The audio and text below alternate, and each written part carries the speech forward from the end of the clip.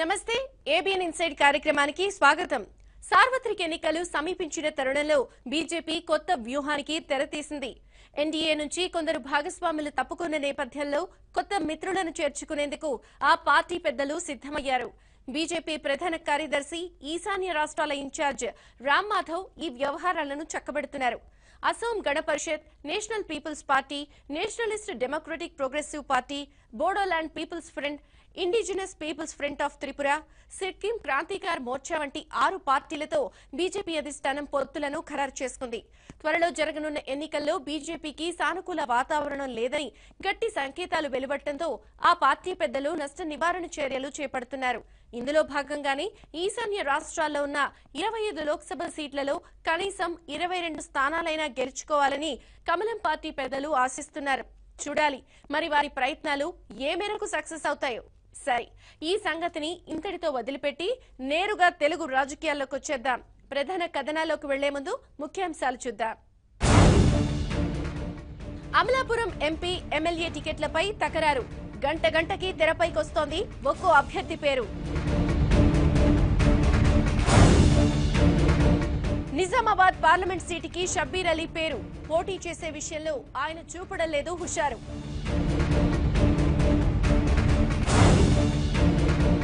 చిత్తూరులో వైసీపీ గూటికి చేరిన కొందరు బీసీ నేతలు కొత్త చేరికల తర్వాత జోరు పెంచారట ఆ పార్టీ పెద్దలు.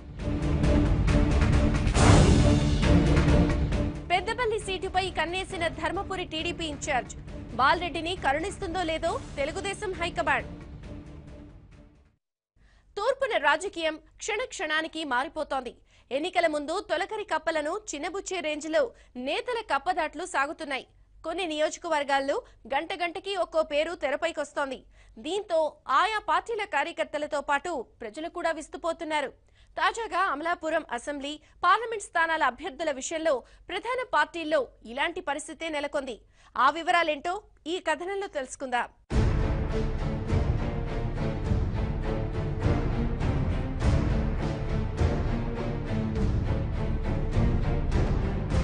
తెలుగుదేశం అధినేత చంద్రబాబు నాయుడు తూర్పు గోదావరి జిల్లాలో మెజారిటీ టికెట్ల వ్యవహారం 2 సిట్టింగులతో తేల్చి పారేశారు. కానీ అమలాపురం అసెంబ్లీ, పార్లమెంట్ స్థానాల విషయంలో మాత్రం ఆయన ఇంకా ఏ స్పష్టత ఇవ్వలేకపోతున్నారు. ఈ 2 ఎస్సీ రిజర్వ్ నియోజకవర్గాలే. అమలాపురం టీడీపీ ఎంపీగా వ్యవహరించిన పండుల రవీంద్రబాబు టికెట్ హామీ లభించకపోవడంతో వైఎస్ఆర్ కాంగ్రెస్ పార్టీ గూటికి చేరారు. అప్పటికే తెలుగుదేశం అధిష్టానం దివంగత జీఎంసీ బాలయోగి కుమారుడు హరీష్ మాథుర్ని ఇక్కడ ఎంపీ అభ్యర్థిగా బరిలోకి దింపేందుకు రంగం సిద్ధం చేసింది. బాలయోగి అంటే కోనసీమలో కులమతాలకు అతీతంగా అన్ని వర్గాల్లోనూ ఇప్పటికీ అభిమానం ఉంది. అది కోనసీమలోని 7 అసెంబ్లీ నియోజకవర్గాల్లోనూ పార్టీకి లాభిస్తుందన్నది టీడీపీ పెద్దల ఆలోచనగా చెబుతున్నారు. ఇదే సమయంలో అనూహ్యంగా అమలాపురం పార్లమెంట్ స్థానం నుంచి టీడీపీ తరపున మాజీ ఎంపీ హర్ష్ కుమార్ రంగంలోకి దిగుతున్నారన్న వార్తలు వెలువడ్డాయి. ఈ పరిణామమే ఇప్పుడు కోనసీమలో హాట్ టాపిక్ గా మారింది. హర్ష్ కుమార్ నుంచి కూడా ఇవే సిగ్నల్స్ వస్తున్నాయి.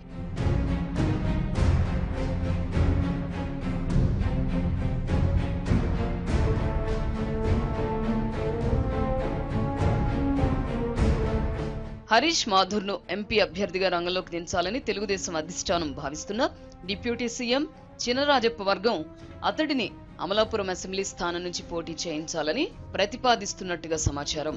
కోనసీమలో దివంగత మెట్ల సత్యనారాయణరావు వర్గం, రాజప్ప వర్గం టీడీపీలో వేరు కుంపట్లతో కీలక పాత్ర పోషిస్తూ ఉంటాయి. రాజప్ప వర్గం ప్రస్తుత సిట్టింగ్ ఎమ్మెల్యే ఆనందరావును వ్యతిరేకిస్తోంది. ఇటీవల కోనసీమలో బయటపడిన పలు ఓఎన్జీసీ కుంభకోణాల్లో ఆనందరావుపై ఆరోపణలు వచ్చాయన్నది రాజప్ప వర్గం వాదన. అయితే ఆనందరావును మెట్ల వర్గం సపోర్ట్ చేస్తోంది. కొన్ని మీడియా సంస్థల వేదికగా ఈ 2 వర్గాలు పరస్పరం ఆరోపణలు చేసుకుంటున్నాయి కూడా.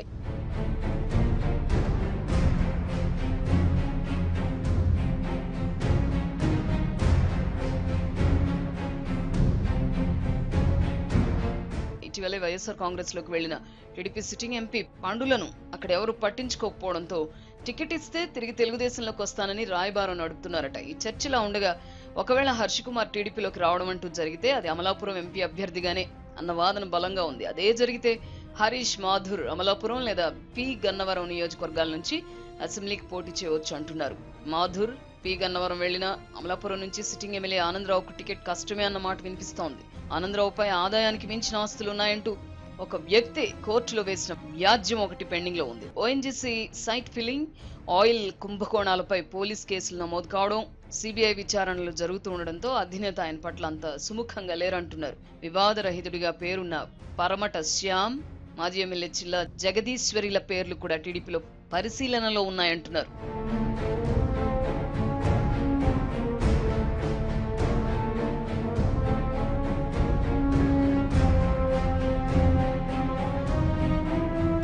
తెలుగుదేశం పార్టీలో ఈ పరిణామాలను చూసి వైఎస్ఆర్ కాంగ్రెస్ పార్టీ కూడా అమలాపురం వ్యూహాలను వేగంగా మారుస్తోంది.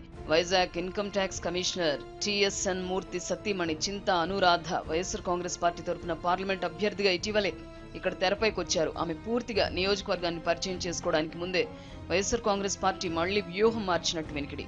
హర్ష్ కుమార్ లేదా హరీష్ మాధుర్లలో ఎవరో ఒకరు టీడీపీ అభ్యర్థులైతే వారిని ధీటుగా ఎదుర్కోవడానికి మాజీ మంత్రి పినిపే విశ్వరూప్ ని రంగంలోకి దించాలని వైఎస్ఆర్ కాంగ్రెస్ పార్టీ అధినేత తలపోస్తున్నారట. ప్రస్తుతం ఆయన కోఆర్డినేటర్ గా ఉన్న అమలాపురం అసెంబ్లీకి పార్లమెంట్ కోఆర్డినేటర్ చింతా అనురాధను పంపాలని భావిస్తున్నారట. ఈ 2 స్థానాలకు ఇంకా అనేక మంది పేర్లు వినిపిస్తున్నాయి. మరోవైపు జనసేన తరపున డిఎంఆర్ శేఖర్ అనే వ్యక్తి ఓఎన్జీసీ రాజమండ్రి అసెట్ మేనేజర్ ఉద్యోగం వదులుకొని మరి అమలాపురం పార్లమెంట్ బరిలో దిగుతున్నారు. ఓఎన్జీసీ వ్యవహారాల్లో ఇతనికి కూడా ఘనమైన చరిత్ర ఉందంటున్నారు. దీంతో ఆ పార్టీ తరపున మరికొందరు పేర్లు పరిశీలనలో ఉన్నాయన్న టాక్ వినిపిస్తోంది. ఇలా ప్రధాన పార్టీల అధినేతలకి, నేతలకి, కార్యకర్తలకి, ఆఖరికి ప్రజలకు కూడా అమలాపురం పార్లమెంట్, అసెంబ్లీ స్థానాల రాజకీయం గందరగోళంగానే ఉంది. చూద్దాం అమలాపురం బరి నుంచి ఏ పార్టీ పక్షాన ఎవరు బరిలో దిగుతారో, ఎవరు విజేతగా నిలుస్తారో.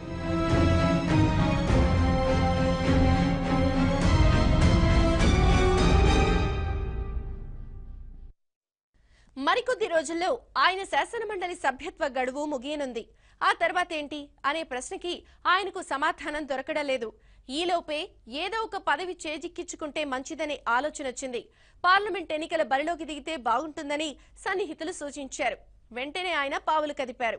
ఎంపీ అభ్యర్థిగా అధిష్టానం వద్దకి ఆయన పేరైతే వెళ్ళింది, కానీ పోటీ చేయాలా వద్దా అనే విషయమే ఆయన్ని టెన్షన్ పెడుతోంది. ఇంతకీ ఈ శశభిషలకి గురవుతున్న నేతెవరు? ఆయన మదిలో ఏముంది?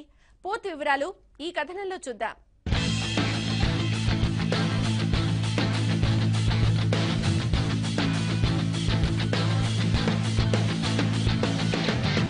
తెలంగాణలో కాంగ్రెస్ పార్టీకి అభ్యర్థి కరువైన ఏకైక పార్లమెంట్ స్థానం నిజామాబాద్. కొన్ని చోట్ల 2-3 పోటీ పడుతుంటే ఇక్కడ మాత్రం పోటీ చేసేందుకు ఎవరు ముందుకు రావడం లేదు. ఇంతకు ముందు ఇక్కడ ఎంపీగా పోటీ చేసిన మధు యాష్కి గౌడ్ ఈసారి నిజామాబాద్ వద్దనుకున్నారు. భువనగిరి తనకు అనుకూలంగా ఉంటుందని భావించిన మధు యాష్కి ఆ మార్గంలో పావులు కదుపుతున్నారు. వరుసగా 15 ఏళ్ల పాటు నిజామాబాద్ పార్లమెంట్ నియోజకవర్గ బాధ్యతలు చూసుకున్న మధు యాష్కి అకస్మాత్తుగా ఈ స్థానం వద్దనుకోవడంతో ఖాళీ ఏర్పడింది. ప్రత్యామ్నాయంగా మరో నేత సిద్ధంగా లేకపోవడం కాంగ్రెస్ ని గందరగోళపరుస్తోంది.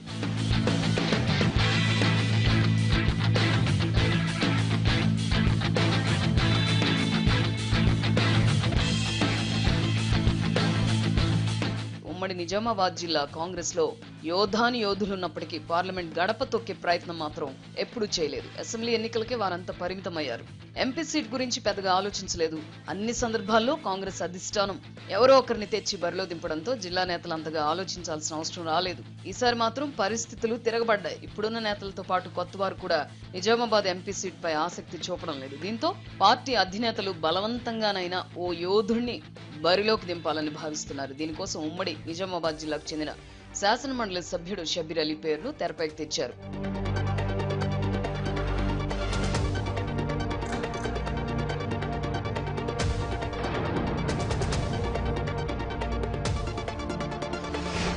కామారెడ్డి నియోజకవర్గానికి చెందిన షబ్బీర్ అలీ తన సుదీర్ఘ రాజకీయ ప్రస్థానంలో అనేక ఒడిదుడుకులు ఎదుర్కొన్నారు. తొలినాళ్లలోనే వరుస విజయాలు అందుకున్నారు. ఉన్నత పదవులు అధిరోహించి కీలక నేతగా అవతరించారు. 2009 ఎన్నికల నుంచి ఆయనకు కాలం కలిసి రావడం లేదు.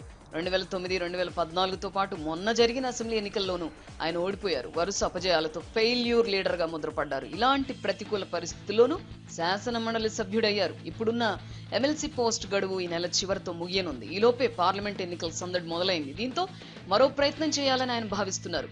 ఇతర నియోజకవర్గాల్లో అవకాశం లేకపోవడంతో నిజామాబాద్ ఎంపీ సీటుపై దృష్టి పెట్టారు. ఉమ్మడి జిల్లాగా ఉన్నప్పుడు ఆయనకున్న అనుబంధం, పార్టీ శ్రేణులతో ఉన్న సాన్నిహిత్యం వర్కౌట్ అవుతుందని అనుకుంటున్నారు. ఈ అంచనాలతోనే నిజామాబాద్ టికెట్ కోసం ఆరాటపడుతున్నారు. అధిష్టానానికి పంపిన ఆశావహుల జాబితాలో షబ్బీర్ అలీ పేరు ప్రముఖంగా ఉంది. ఒకవేళ అధిష్టానం ఓకే అంటే ఉన్న పళంగా బరిలోకి దిగాల్సి వస్తే పరిస్థితులు ఎలా ఉంటాయో అన్న సందేహం షబ్బీర్ అలీని వెంటాడుతోంది.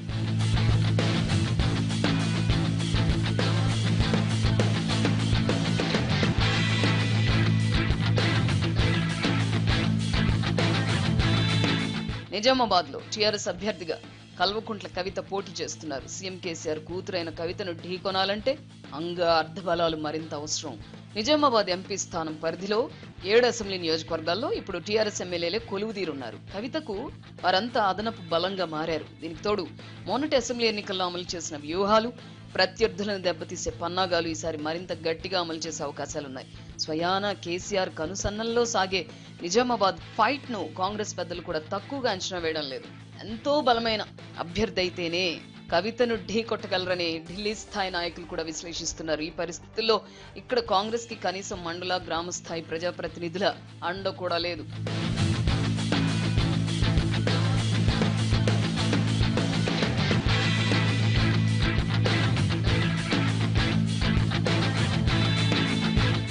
మొన్న అసెంబ్లీ ఎన్నికల్లో పోటీ చేసి ఓడిపోయిన పార్టీ అభ్యర్థులు చెల్లాచెదురయ్యారు. ఇద్దరు బలమైన నేతలు టీఆర్ఎస్ కూటుకు వెళ్లిపోయారు. ద్వితీయ శ్రేణి నేతలు డీలా పడ్డారు.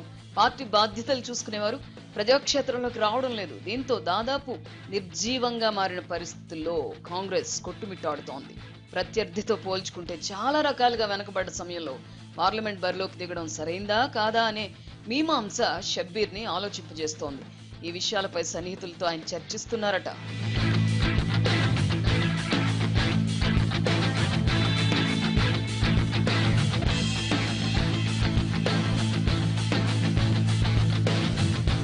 ఈ మధ్య నిజామాబాద్ జిల్లాకు చెందిన కొందరు సీనియర్లతో షబ్బీర్ అలీ ప్రత్యేకంగా సమావేశమయ్యారట. నియోజకవర్గాల వారీగా పార్టీ పరిస్థితి ఎలా ఉంది, అక్కడ మనకు పనిచేసే నాయకులు ఎవరెవరున్నారు, ఏ వర్గాలు అనుకూలంగా ఉన్నాయి అనే విషయాలపై సమీక్షించారట. పార్టీ పరంగా చేసిన సర్వేపై కూడా విశ్లేషణ జరిగిందట. సహజంగానే గ్రూపు తగాదాలతో తలో దిక్కు వెళ్లిపోతున్న నేతలు ఇలాంటి కీలక సమయంలో ఒక్కటవుతారా లేదా అన్న విషయం పార్టీ పెద్దల్ని కలవరపెడుతోంది. షబ్బీర్ కు టికెట్ ఇచ్చే విషయమై మాట్లాడుతూ ఓ ఢిల్లీ స్థాయి నాయకుడు కూడా ఈ అంశాలను ప్రస్తావించారట. ఇవన్నీ బేరీజ్ వేసుకుంటున్న షబ్బీర్ తగిన నిర్ణయం తీసుకునే అంశంలోనే టెన్షన్ పడుతున్నారట. ఫైనల్ గా అధిష్టానం ఏమి డిసైడ్ చేస్తుందో షబ్బీర్ ఏమంటారో వేచి చూడాల్సిందే.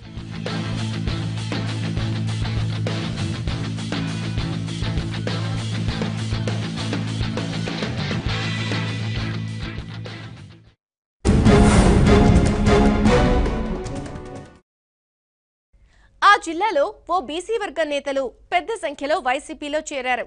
ఒక సామాజిక వర్గానికి చెందిన 2 ముఖ్య నేతలు సహా 8 మంది కార్పొరేటర్లు, 2 ఎంపీటీసీ సభ్యులు టీడీపీని వీడి వైసీపీ కండువాలు కప్పుకున్నారు. అదే సమయంలో వైసీపీలో కొందరు నేతలు ఉక్కుపోతకు గురవుతున్నారు. ఇంతకీ ఈ పరిణామాలు ఏ జిల్లాలో చోటు చేసుకున్నాయో ఈ కథనంలో తెలుసుకుందాం.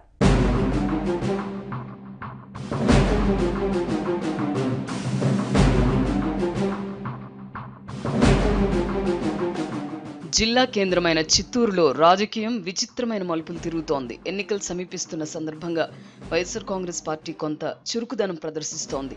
అదే సమయంలో అధికార పక్షమైన టీడీపీలో గడబిడలు కొనసాగుతున్నాయి. తమిళనాడు సరిహద్దుగా ఉన్న చిత్తూరులో బలిజ సామాజిక వర్గానికి ఎక్కువ శాతం ఓట్లున్నాయి. కమ్మ, రెడ్డి వంటి ఇతర సామాజిక వర్గాలతో పాటు బీసీ వర్గానికి చెందిన మొదలియార్లు ఇక్కడ అధిక సంఖ్యలో ఉన్నారు.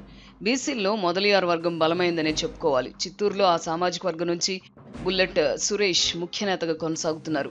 సమైక్య రాష్ట్రంలోనూ విభజనానంతరం ఏపీలోనూ బీసీ సంక్షేమ సంఘం కోర్ కమిటీ అధ్యక్షుడిగా ఆయన వ్యవహరిస్తున్నారు.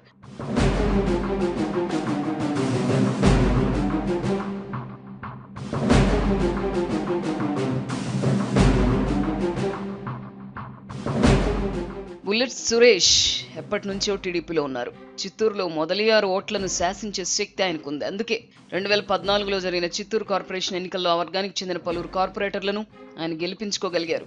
అలాంటిది గత 4.5 ఏళ్లలో స్థానిక టీడీపీలో తనకి తగిన ప్రాధాన్యం కల్పించలేదనేది బుల్లెట్ సురేష్ వాదన. ఈ పరిస్థితుల్లోనే ఆయన టీడీపీ నుంచి బయటపడాలని భావించినట్టున్నారు. తనతో పాటు చిత్తూరు టీడీపీ పట్టణాధ్యక్షుడు, చిత్తూరు వ్యవసాయ మార్కెట్ కమిటీ మాజీ చైర్మన్ మాపాక్ష మోహన్తో కలిసి ఆయన టీడీపీని వీడి వైఎస్ఆర్ కాంగ్రెస్ పార్టీలో చేరారు. అదే సామాజిక వర్గానికి చెందిన మరికొంతమంది కార్పొరేటర్లను, ఎంపీటీసీ సభ్యులని కూడా తమ వెంట తీసుకెళ్లారు. ఈ పరిణామం చిత్తూరు వైఎస్ఆర్ కాంగ్రెస్ పార్టీలో చురుకుదనం పెంచితే అదే తరుణంలో టీడీపీని కొంత గందరగోళపరిచింది.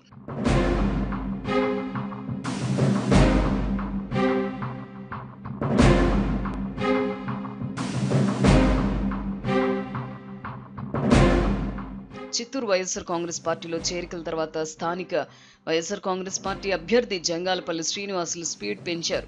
కొత్తగా పార్టీలో చేరిన వారికి తన ఇంటి వద్ద సన్మాన కార్యక్రమం ఏర్పాటు చేశారు. వైఎస్ఆర్ కాంగ్రెస్ పార్టీ తీర్థం పుచ్చుకున్న వారు సైతం జంగాలపల్లిని సత్కరించారు. ఈ సందర్భంగా బుల్లెట్ సురేష్, మాపాక్షి, మోహన్ సహా మిగతా కార్పొరేటర్లు టీడీపీపై విమర్శనాస్త్రాలు సంధించారు. చిత్తూరులో టీడీపీ భారీ మూల్యం చెల్లించుకోక తప్పదంటూ ఆగ్రహం వ్యక్తం చేశారు. చిత్తూరు టీడీపీలో ఒకే సామాజిక వర్గం పెత్తనం పెరిగిందని, ఫలితంగా ఇతర బీసీ కులాలకు అన్యాయం జరుగుతోందని ఆరోపించారు. మొత్తానికి బుల్లెట్ సురేష్, మాపాక్షి మోహన్ల నిష్క్రమణ టీడీపీపై ఎంతో కొంత ప్రభావం చూపుతుందని పరిశీలకులు అంటున్నారు.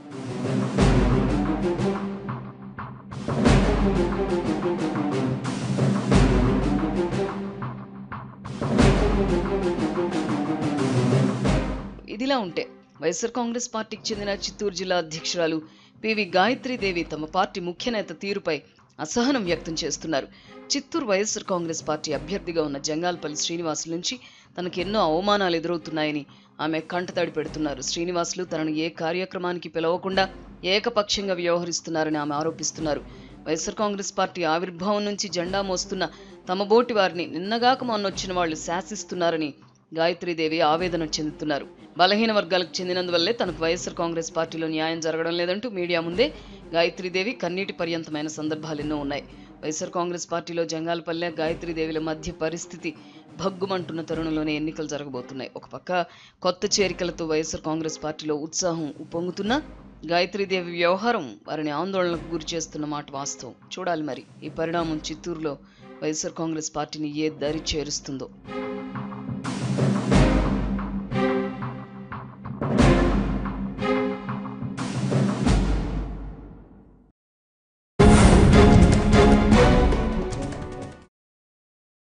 ధర్మపురి టీడీపీ ఇన్ఛార్జి బాలరెడ్డి ఎలాంటి ఆశలు పెట్టుకున్నారు? ఏ పార్లమెంటు సీటుపై ఆయన కన్ను పడింది? తెలుగుదేశం పార్టీ పెద్దలు ఈసారైనా ఆయన్ను కరుణిస్తారా లేదా? ఈ ప్రశ్నలకు సమాధానాలేంటో ఈ కథనంలో చూద్దాం.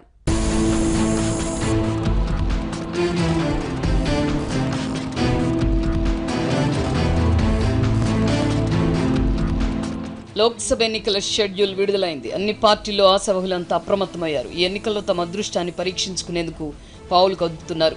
అధికార టీఆర్ఎస్కి ఎలాగూ ఇబ్బంది లేదు. ఎటొచ్చి తెలుగుదేశం, కాంగ్రెస్ పార్టీల అభ్యర్థులకే ఇబ్బందులు వచ్చేలా ఉన్నాయి. అభ్యర్థుల ఎంపికలోనూ ఈ రెండు పార్టీలు వెనకబడి ఉన్నాయి. అయితే కొన్ని చోట్ల మాత్రం ఆశావహులు గట్టి ప్రయత్నాలే చేసుకుంటున్నారు. ఉదాహరణకి జగిత్యాల జిల్లా ధర్మపురినే తీసుకోవచ్చు. ఈ నియోజకవర్గ TDP incharge Balareddy Peddapalli MP ticket ఆశిస్తున్నారు. తన సామాజిక వర్గమైన ఓట్లు అక్కడ ఎక్కువగా ఉన్నందున పెద్దపల్లి నుంచి పోటీ చేయాలని ఆయన భావిస్తున్నారు.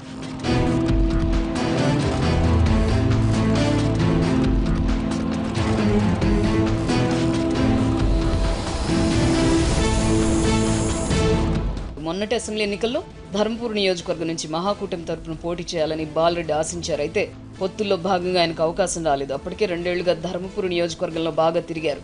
ఇంటింటికి తెలుగుదేశం, టీడీపీ సభ్యత్వ నమోదు వంటి కార్యక్రమాల్లో ఎంతో కష్టపడ్డారు. అసెంబ్లీ ఎన్నికల్లో ఉమ్మడి కరీంనగర్ జిల్లాలో కనీసం ఒక్క సీట్లో అయినా పోటీ చేయాలని టీడీపీ భావించింది. కనీసం ధర్మపురి సీట్ అయినా తమ కేటాయించాలని కోరింది. కానీ చివరి నిమిషంలో ఈ సీట్లన్నీ కూటమిలో మిగతా పక్షాలకు వెళ్లాయి. దీంతో తీవ్ర నిరాశకు గురయ్యారు బాలరెడ్డి. అయితే ధర్మపురి రిజల్ట్ చూసిన తర్వాత తాను బరిలో ఉండుంటే పరిస్థితి వేరుగా ఉండేదని ఆయన అభిప్రాయపడ్డారు. ఇక్కడ మహాకూటమి, టీఆర్ఎస్ ఢీ అంటే ఢీ అన్నాయి. కానీ అదృష్టం మాత్రం టీఆర్ఎస్ను వరించింది.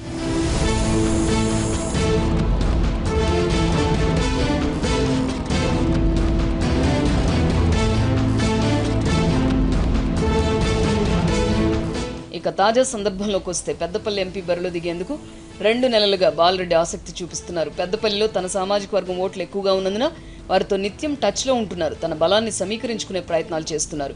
టీటీడీపీ రాష్ట్ర అధ్యక్షుడు ఎల్ రమణ తలుచుకుంటే తాను బరిలో ఉంటానని ఆయన భావిస్తున్నారు. త్వరలోనే నామినేషన్ల ప్రక్రియ కూడా ప్రారంభమవుతుంది కనుక ఈసారైనా తనకు అవకాశం కల్పించాలని బాలరెడ్డి కోరుతున్నారు. చూద్దాం టీటీడీపీ పెద్దలు ఏ నిర్ణయం తీసుకుంటారు. ఇదండి ఇవాల్టి ఇన్సైడ్. రేపు